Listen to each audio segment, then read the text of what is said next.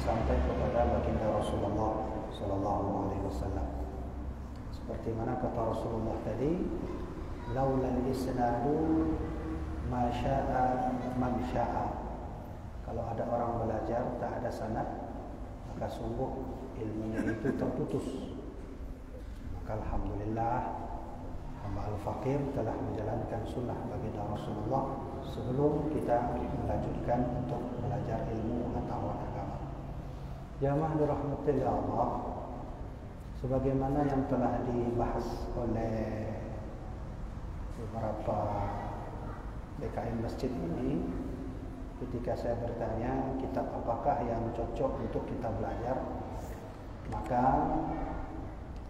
sebahagian dari BKM masjid menjawab lebih bagus kita mengaji tentang adab dan akhlak. Saya rasa memang hari ini di dunia yang serba sudah globalisasi, perkembangan masa dan zaman sudah sangat tinggi sekali, sudah berbeda sekali. Kita lihat anak muda di zaman sekarang itu cara tingkah lakunya sudah jauh daripada adab dan akhlak kepada Allah, termasuk dalam hal menjalankan ibadah-ibadah wajib seperti sholat, puasa, zakat, yang sesungguhnya juga ada adab dan akhlak. Setahu kita, selama ini kita belajar, kalau sudah tahu rukun dan syarat zakat, ya sudah selesai. Kalau sudah tahu rukun dan syarat puasa, ya sudah selesai, tak ada lagi. Padahal ada ilmu yang lebih halus dari setiap ibadah-ibadah yang kita lakukan itu, yaitu ilmu adab dan akhlak. Saya berikan contoh, misalnya bagi laki-laki,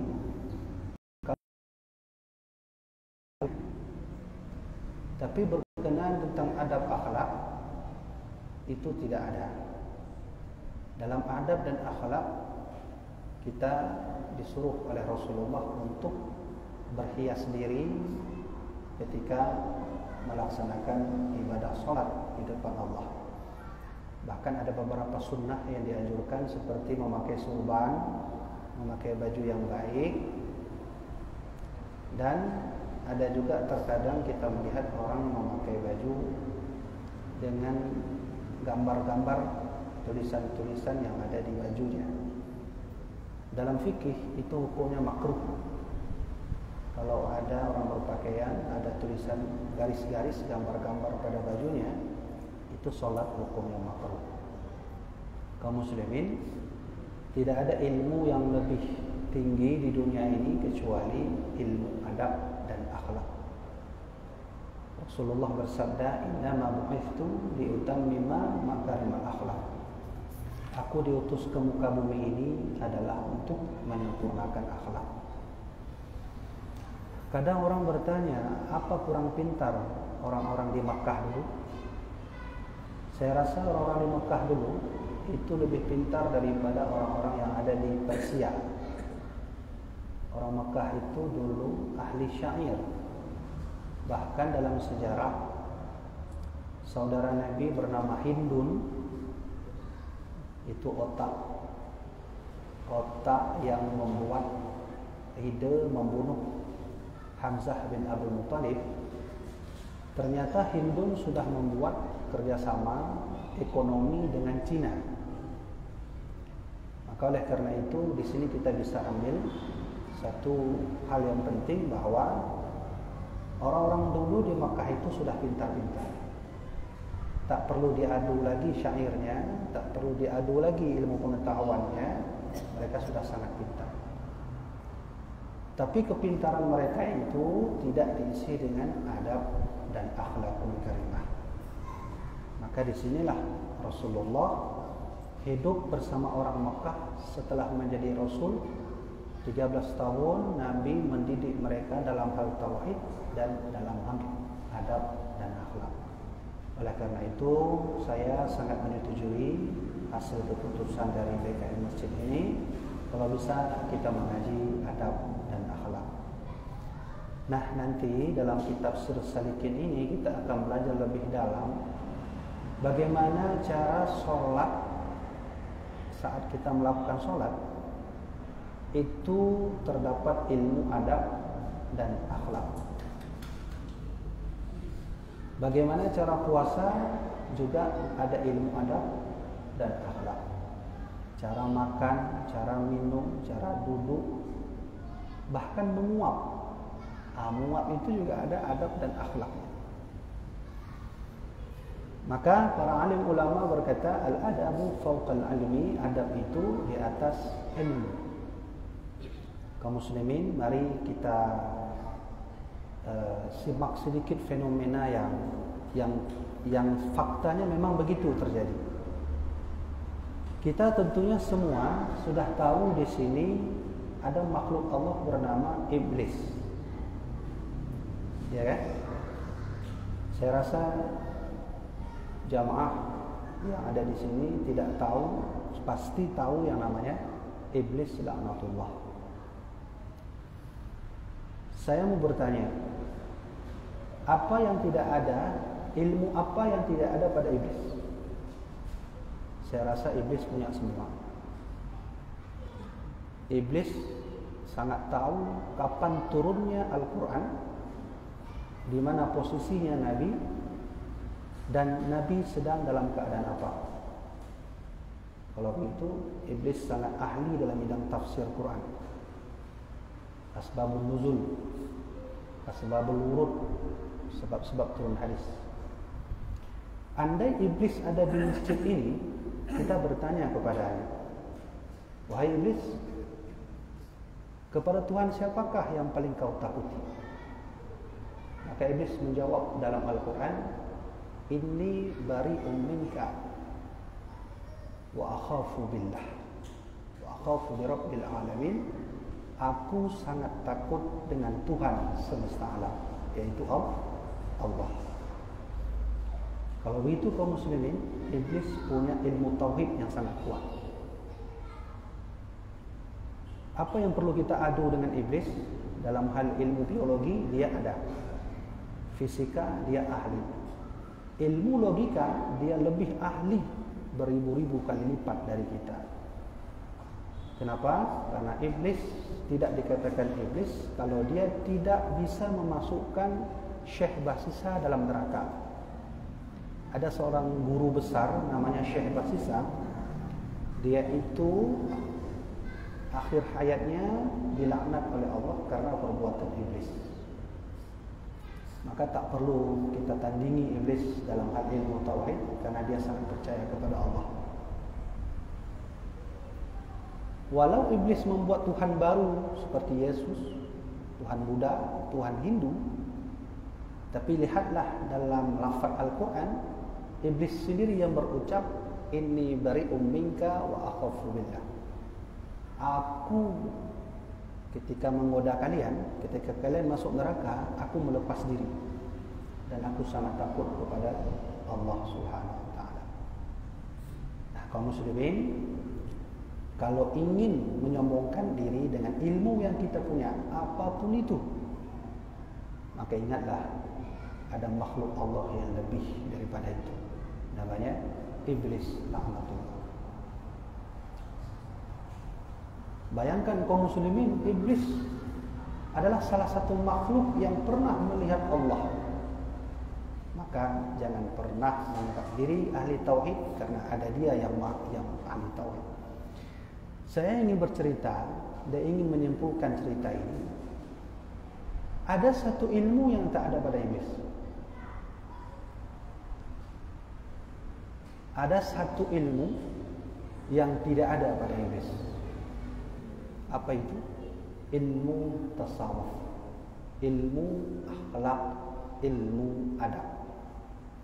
Kalau iblis belajar itu, sungguh tidak ada kisah kesombongannya di depan Allah ketika tak bersujud di depan Adam alaihissalam.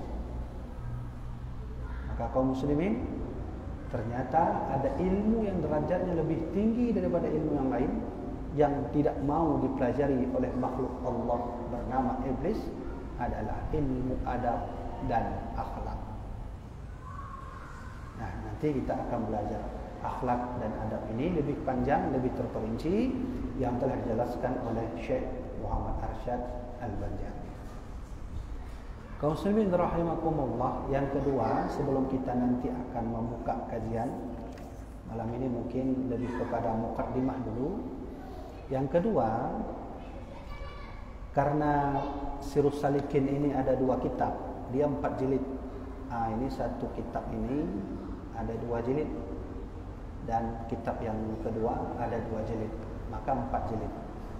Dari keseluruhan isi dari kitab Sirus Salikin itu berisi tentang adab dan akhlak semuanya, dalam kondisi apapun kita, makan, minum, sholat, puasa, zakat, haji, umrah, menguap dan seterusnya, bahkan bersalawat kepada Rasulullah pun juga ada adab dan akhlak.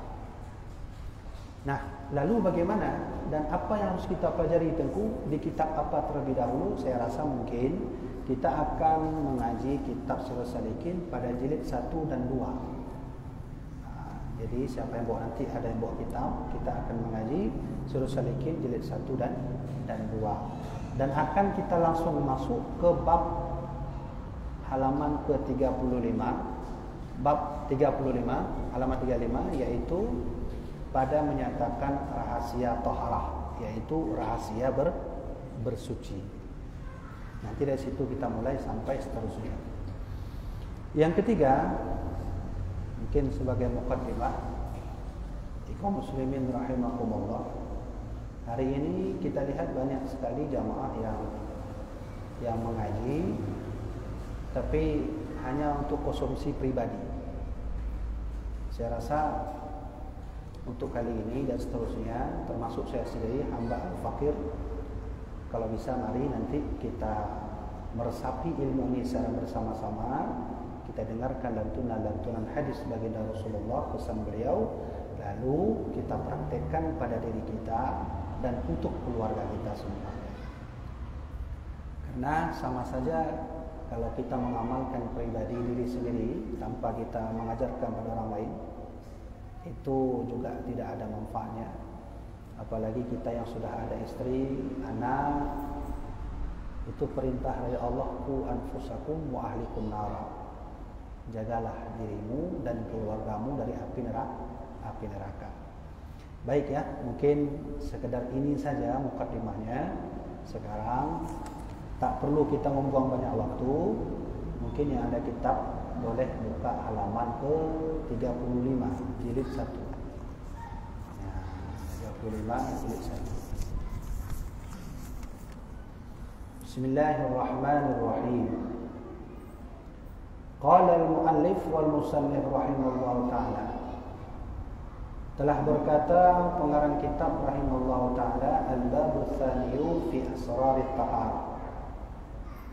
Bermula bab yang kedua pada menyatakan rahasia taharah, yakni bersuci daripada hadas yang zahir dan daripada najis yang zahir. Dan lagi akan datang menyatakan bersuci daripada hadas yang batin dan najis yang batin. Jadi jemaah dirahmatillah Allah, kotoran itu di mana-mana ada. Di jalan, di rumah, di atap, dimanapun itu, di masjid, kemudian di kipas angin dan seterusnya. Nah, termasuk dalam hati kita itu juga ada yang disebut dengan qadrun. Qadrun itu kotoran.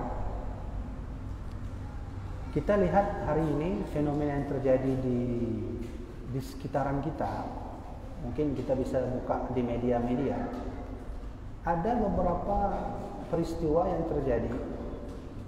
Kasus seseorang yang hilang duit 20.000. Duit hilang 20.000. Tapi nyawanya hilang. Perkara duit 20.000, nyawanya hilang. Apa sebabnya? Ada faktornya, mungkin karena kesal dengan seseorang, maka dia dibunuh. Kita bisa lihat juga tidak usah jauh-jauh di beberapa kasus yang lalu di Aceh ini terjadinya pembunuhan hanya karena sebab sering diganggu usahanya. Jadi nyawa orang itu udah kayak mau beli permen, harga 200 sudah selesai. Kenapa bisa begitu? Apa sebab dan bagaimana bisa seperti itu? Nah, inilah nanti disebut dengan qadrun. Kita itu punya kotoran. Kotoran itu dalam hati. Ternyata kotoran itulah yang terkadang nanti amal kita juga tidak diterima oleh para malaikat. Saya ingin cerita sedikit. Dulu itu ada sahabat Nabi, itu bernama Muaz bin Jabal. Suatu hari Muaz datang ke Rasulullah bertanya, "Ya Rasulullah, berikan aku sedikit nasihat yang membuat aku teringat terus sampai aku mati." Maka Nabi memberi nasihat. Dalam kitab karya Imam Al-Ghazali dijelaskan, Rasulullah bersabda, "Wahai Muaz, ketika langit ini diciptakan Allah, bumi juga demikian, itu ada satu malaikat Allah buat khusus namanya Malaikatul Hafadhah. Namanya Malaikat Hafadhah. Muaz bertanya, "Ya Rasulullah, apa yang terjadi?" Pernah di suatu hari Malaikat Hafadhah yang ditugaskan untuk mencatat amal manusia lalu dibawa ke hadirat Allah, itu pernah membawa amalan kasyamsi, kanuri syamsi. Amalannya itu bercahaya seperti cahaya matahari, begitu terang. Demikian Rasulullah bercerita. Karena begitu terang, hafadhah itu sangat mengagumi amalan itu. Lantas apa yang terjadi, wahai Muaz? Amal itu dibawalah ke langit pertama, maka ditahan oleh malaikat penjaga langit pertama. Man hadza? Ini amalan siapa? Hadza amalan fulan bin fulan. Ini amal fulan bin fulan. Tiba-tiba malaikat penjaga langit pertama itu menjawab, "Hafadhah, idribu hadzal amal wajh sahibi." Ambil amal ini, lemparkan ke muka orang yang punya amal. Kami tak menerima amal ini. Ditanya oleh Hafadhah, apa sebabnya? Karena kami diperintahkan Allah untuk mencegat amal-amal yang dipenuhi dengan sifat sombong. Kami tak terima amal sifat sombong itu. Saya ingin sikatkan cerita. Langit pertama, langit kedua, langit ketiga, 4, 5, 6, 7 sampai ke hadirat Allah. Ada satu amalan yang lulus langit pertama, 2, 3, 4, 5, 6, 7, tapi tidak lulus ke hadirat Allah Subhanahu wa taala. Allah berkata, "Ini amalan siapa wahai Hafadhah? Ini amalan fulan bin fulan. Ambil amal ini Hafadhah, aku tak mau menerimanya." Ambil Hafadhah. Kenapa ya Allah? Karena ia beramaliyah tanpa mengharap ridha dan keikhlasan. Ambil. Diuji oleh para malaikat dari sifat kesombongan kita, dengki kita, hasud, kemudian tidak berkasih sayang sesama tetangga, ria, kemudian tidak berkasih sayang kepada makhluk-makhluk Allah. Itu yang menyebabkan amal kita kaum muslimin ditolak oleh Allah Subhanahu wa taala. Dan yang paling bahayanya ada satu sifat kata Rasulullah namanya al-hasadu, hasud, dengki. Tidak senang melihat orang senang dan senang melihat orang tidak senang. Orang sedang bahagia kita tak senang, orang sedang bangkrut dan sulit kita senang. Itu namanya dengki. Rasulullah bersabda, "Al-hasadu ya'kulul hasanat kama ta'kulun nar al-hatabah." Sifat dengki itu bisa memakan pahala sama seperti api memakan kayu. Ternyata kaum muslimin tanpa kita sadari, sholat kita, puasa kita, zakat kita, seluruhnya menghilang karena ada beberapa sifat yang dilarang oleh Rasulullah. Pertama, jangan bersifat sombong, dengki, saling beradu domba, tidak saling mengasihi sesama keluarga tetangga. Itu jika bisa dihindarkan. Saya ingin katakan, semua itulah yang nanti disebut dengan qadrun, kotoran hati. Baik, maka oleh karena itu, kotoran hati inilah yang tidak pernah hilang pada makhluk yang bernama iblis. Nah, oleh karenanya di sini dibukakanlah dalam mukadimah kitab ini. Ke depan kita akan lebih banyak nanti belajar cara bersuci dalam zahiriyah kita dan cara bersuci dalam batiniah kita. Kaum muslimin, ketika Muaz mendengarkan cerita itu, Muaz berkata, "Ya Rasulullah, ana Mu'adzun wa anta Rasulullah." Ya Rasulullah, saya ini manusia biasa. Yang tentu saya beramal ya adalah sifat sombong sedikit. Tolong bimbing saya ya Rasulullah, bagaimana cara ketika saya beramal Allah menerima amal saya. Maka Nabi bersabda, "Hai Muaz, jangan keluarkan kata-kata kasarmu sehingga kau menyakiti saudara semuslimmu." Jangan pernah menyakiti saudara sesama muslim. Kalau itu terjadi, amalmu akan menghilang. Nah, ini yang jarang orang tahu, jamaah dirahmati Allah. Dan ini masuk dalam bab tasawuf. Fikih tidak berurusan dengan itu. Fikih hanya berurusan sah tidak, halal haram, makruh mubah. Fikih tidak berurusan dengan hati. Fikih berurusan dengan sah atau tidaknya amal. Nah, tasawuflah nanti yang akan kita belajar lebih dalam, bagaimana cara beramal ya dengan baik dan benar. Kemudian Allah berfirman, "Rijalu yuhibbuna an yatatahharu wallahu yuhibbul mutatahhirin." Bermula beberapa laki-laki yang kasih mereka itu akan bahwa bersuci mereka itu, dan Allah Ta'ala itu kasih akan orang yang bersuci. Allah itu cinta kepada orang yang suci. Suci dari hati, suci dari badan, suci dari segalanya. Sumber dari seluruh rusaknya badan adalah pada hati. Ini rusak, maka ini akan rusak. Kalau ini rusak, ini juga akan rusak. Kalau ini rusak, kaki rusak, tangan rusak, seluruh tubuh akan rusak. Maka lebih baik orang yang cacat ininya baik daripada orang yang sehat ininya tidak baik.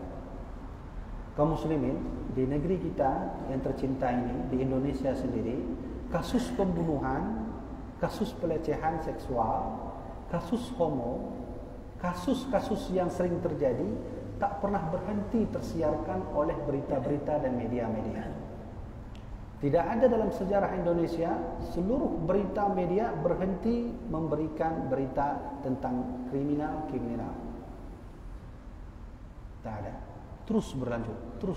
Pembunuhan, pencurian, kasus pencabulan, kasus pelecehan, kasus penghinaan.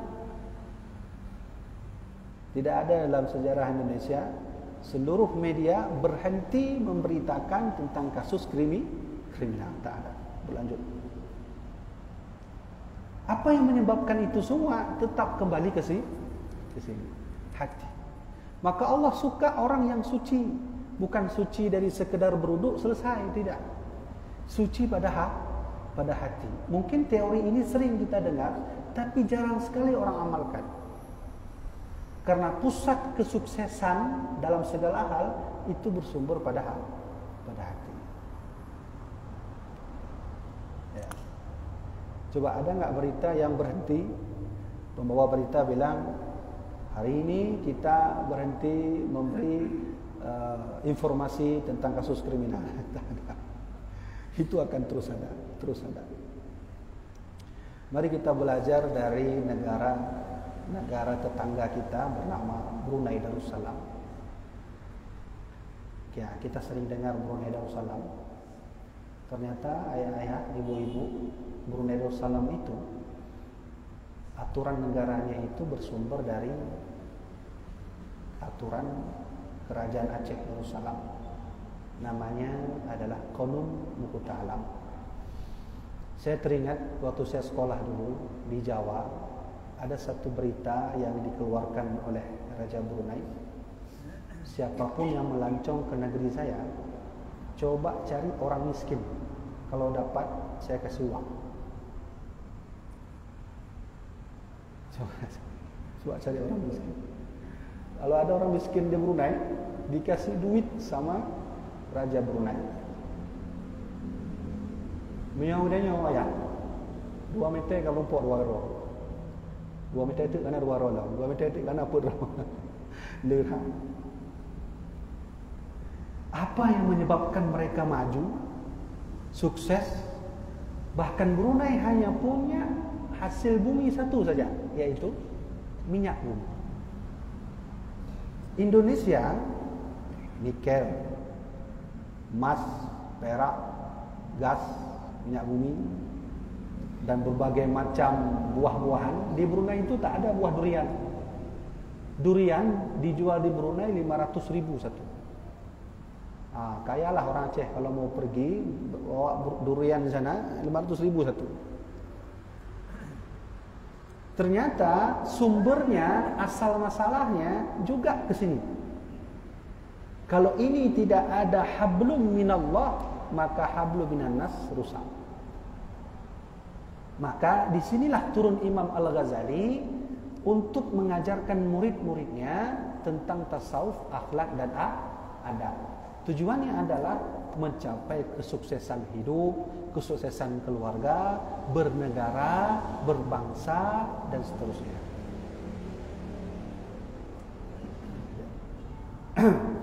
Imam Al-Ghazali ini unik orangnya. Beliau itu dulu salah seorang ahli filsafat, sehingga akhirnya beliau meninggalkan filsafat. Beliau masuklah ke dunia ranah tasawuf. Saking keramatnya Imam Al-Ghazali ini kaum muslimin, beliau pernah bertemu dalam satu mimpi dengan 2 nabi. Dalam mimpi Imam Al-Ghazali bertemu sekali 2 nabi. Pertama Nabi Muhammad, yang kedua Nabi Musa alaihissalam. Imam Al-Ghazali pengarang kitab Ihya Ulumuddin, sehingga diterjemahkan oleh Syekh Muhammad Arsyad Al-Banjari yang disebut nama kitab Sirah Salikin. Nabi Musa duduk, Nabi Muhammad duduk, ini Imam Al-Ghazali pengarang kitab Ihya Ulumuddin. Nabi Musa berkata, wahai Muhammad, aku punya keturunan, aku punya umat juga dari ulama. Nabi Muhammad membalas, aku juga punya. Bahkan mungkin lebih daripada umat Bani Israel. Siapa itu? Ini dia. Ditunjuk oleh Nabi Muhammad, inilah dia. Umatku yang menjadi seorang ulama, bahkan lebih dari Bani Israel. Imam Al-Ghazali. Nah, demikianlah Allah berikan keutamaan untuk para alim ulama. Kaum muslimin, kita harus tahu setiap lapisan masyarakat itu punya yang namanya senjata. Di mana kekuatan masyarakat? Kalau mereka berkumpul, itu tak ada yang bisa melawan mereka. Masyarakat sudah berkumpul, mereka punya kekuatan. Di mana kekuatan para pejabat? Ada pada pulpennya. Sekali gores 2 miliar, 3 miliar, 4 miliar. Kita 100 goresan 1000 pun nggak keluar. Di mana kekuatan para aparat? Ada pada senjatanya, bomnya, nuklirnya, basokanya, dan seterusnya. Sekarang, di mana kekuatan ulama? Kekuatan ulama ada pada yang disebut nanti karomahnya. maka ada makhluk Allah yang lebih tinggi daripada yang lain yang nanti disebut dengan ulama. Nah, kaum muslimin, ulama kita hari ini sudah banyak berangkat menuju kepada Allah Subhanahu wa taala. Tahun 2018 hingga 2020 seluruh Indonesia telah kehilangan ulama sebanyak 300 orang. Saya teringat ada satu hadis Nabi pernah bersabda, la taqumus sa'ah, kiamat itu tak akan terjadi sebelum ilmu pengetahuan diangkat oleh Allah. Sahabat bertanya, bagaimana maksud diangkat oleh Allah ilmu itu ya Rasulullah? Nabi berkata, akan hilangnya para alim ulama. Apa tanda ulama itu menghilang ya Rasulullah? Nabi menyebutkan 3 tanda. Kalian akan nampak fenomena yang disebut nanti yashrabul khamar. Akan melihat orang-orang minum khamar secara terang-terangan tanpa rasa malu. Tanda bahwa ulama sudah mulai menipis, sudah mulai menghilang. Wa idharuz zina, kalian akan nampak nanti orang yang melakukan zina secara terang-terangan. Wa tadharul fitan, kalian akan nampak di mana nanti fitnah akan muncul secara terang-terangan. Coba Nabi menyebut kalimat tadhara, tadhira. Tadhira itu artinya jelas, nampak, transparan. Akan nampak orang-orang minum khamar secara jelas, orang-orang yang bermaksiat secara jelas, orang-orang yang membuat fitnah secara jelas. Maksud jelas itu ini. Ini handphone. Apa yang tak ada di sini ibu-ibu sekalian? Apa yang tak ada di sini? Semua ada. Mau pesan makan, minum, burger, KFC, ayam, mau lihat orang sedang berantem, saling membunuh, semua ada di sini. 1400 tahun yang lalu Nabi bersabda dengan kalimat tadhiral fitan. Tadhira itu artinya nampak, jelas. Inilah maksudnya. Tanda ulama sudah mulai menghilang. Kalau ulama sudah mulai menghilang, kata Rasulullah, taqumus sa'ah, bahwa kiamat sudah mulai mendekat di depan mata kita. Nah, di tahun ini berapa ulama sudah menghilang, berangkat menuju kepada Allah Subhanahu wa taala. Ini fenomena yang sedang terjadi, sinyal dari Allah khusus untuk orang-orang yang merasakannya. Kalau tidak merasa ya biasa saja. Ibu-ibu, ulama di Aceh ini dari 2018 sampai hari ini hampir 70 orang sudah berangkat menuju kepada Allah Subhanahu wa taala. Dan yang anehnya, satu ulama wafat tak ada yang menggantikannya. Ya. Abu Aziz Samaranga setelah beliau wafat, dengan kemampuan mantik logikanya, tak ada yang bisa menyanyi beliau ketika itu. Sampai hari ini. Almarhum Abu Syekh Muhammad Wali dengan berbagai macam ilmunya, bahkan dalam sejarah beliau bisa mensyarah kitab Al-Mahalli yang tebalnya segini, beliau syarah lagi lebih tebal. Tak ada yang sebanding dengan beliau. Maka kata Nabi Muhammad, mautul alim la tujbar. Matinya seorang yang berilmu tak akan pernah tergantikan lagi. Wa thulmatun la tusad, ibarat seperti paku bumi yang sudah menghilang, tak bisa digantikan lagi. Nah, maka oleh karena itu, inilah tujuan kita ini, menuntut ilmu kembali agar yang menghilang itu dapat menerangi kita kembali. Kalau ulama sudah tak ada lagi, maka ingatlah baik-baik, kita tak akan pernah ada lagi cahaya lampu. Saya teringat ada satu kitab namanya Kitab Al-Hawi. Di situ ada tulisan Imam As-Suyuti, jamaah dirahmatillah Allah. Ada kalimat As-Suyuti, beliau berkata, umur umat muslim itu tidak lebih dari 1500 tahun, mulai dari masa Rasulullah. Imam As-Suyuti itu dikenal ahli hadis, penghafal hadis 300.000 hadis. Ahli Al-Quran, pengarang kitab Al-Itqan fi Ulumil Quran, segini tebalnya. Ada yang unik ketika beliau berkata, umur umat muslim itu tidak lebih dari 1.500 tahun. Coba sekarang kita hitung. Saya tak pandai matematika. Sekarang berapa Hijriah? 1443. 44.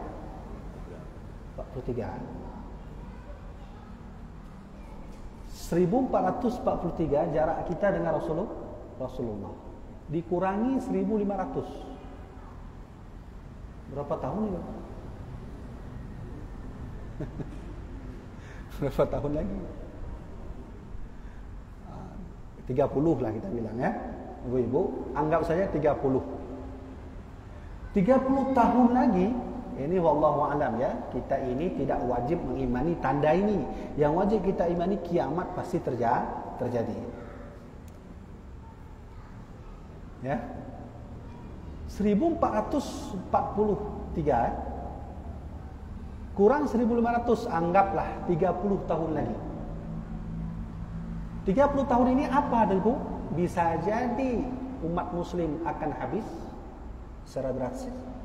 Bisa jadi Imam Mahdi akan turun. Bisa jadi kiamat akan terjadi. Bisa jadi Nabi Isa akan turun bersama kita. Nabi Isa alaihissalam. Ya, saya ingin ungkit itu sedikit. Nanti kita akan mengambil i'tibar, wah ternyata tak lama lagi ya. Ayo kita bersama-sama bertakwa. Begitu maksud saya nanti. Imam Mahdi itu, ada orang bertanya sama saya, Imam Mahdi itu dah lahir atau belum? Saya bilang wallahu alam, tapi dengan ilmu saya, ini ilmu Allah, wallahu alam, Allah Maha tahu. Selama saya belajar itu, saya buka kitab Kashful Ghaibiyah, buka kitab Mukhtar Al-Hadis, Imam Mahdi itu sudah lahir. Dalam kitab Kashful Ghaibiyah, beliau akan diangkat pada umur 40 tahun. Dalam kitab Kashful Ghaibiyah juga dijelaskan beliau akan diangkat pada umur 50 tahun.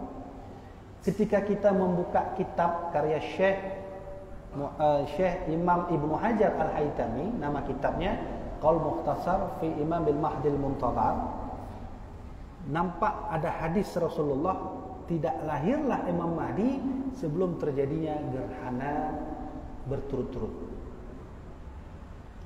Kita tak perlu panjang menjelaskan itu. Gerhana itu kaum muslimin terjadi tahun 1981 dan 82.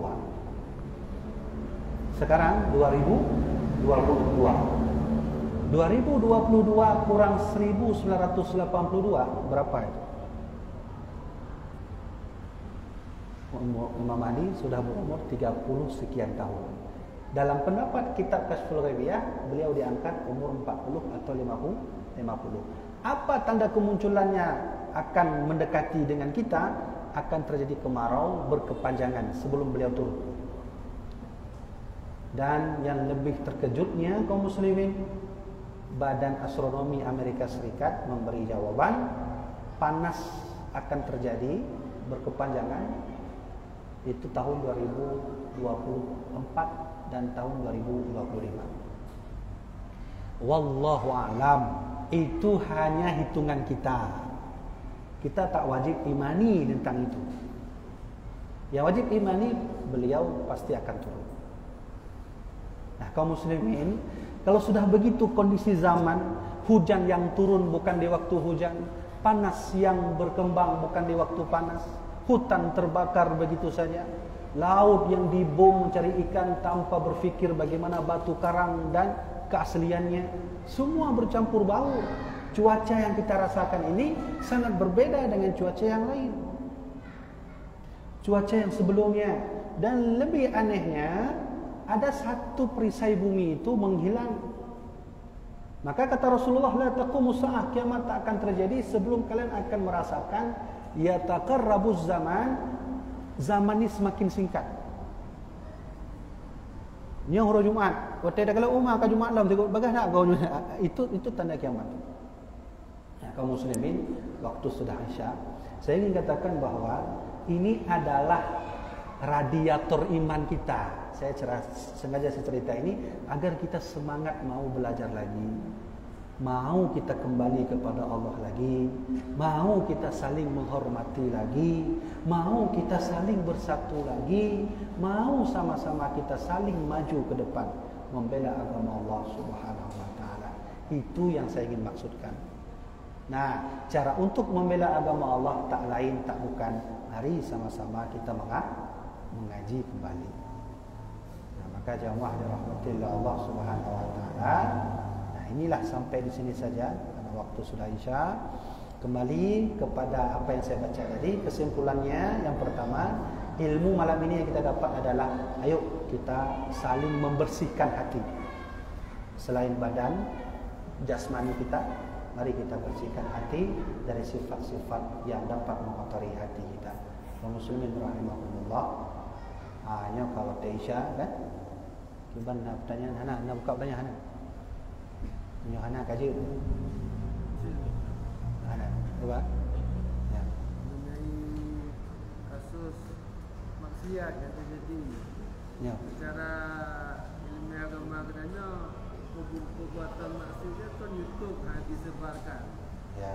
Karena yang air. Ya. Karena mungkin disebarkan kirim maksiat hanya puluh-puluh tentang. Kan saya segi media itu kita dijauh. Yang ke jinau leutha orang menyana orang tengah maksiat di foto lagi, shooting lagi. Dia orang numpang tabung dunia aja kalau orang tengah maksiat. Seharusnya itu semua dilarang, tidak boleh menjaga aib keluarga orang. Tapi apalah mau dikata, yang pegang media itu orang tak beragama. Ilmu agama enggak ada, solat pun tak ada. Hari ini media itu semakin viral berita, duit semakin banyak masuk. Orang pikir duit, syuting terus. Seharusnya enggak bisa begitu. Tapi lantas sekarang media yang pegang itu adalah orang-orang yang tak beragama. Benar? Ya, jid kaji benar ya? Kaji insya-Allah tengok mungkin 10 minit 30 minit YouTube akan sesi tanya jawab. Hanya karena katalah kata Maisha, mudah-mudahan bermanfaat aku yang juga sampaikannya, bermanfaat bagi tuan sendiri. Jemaah dirahmati Allah, jika panjang umur nanti kita akan bertemu lagi pada malam Sabtu yang akan datang. Sekian dari saya, wallahu a'lam bishawab. Sallallahu ala sayyidina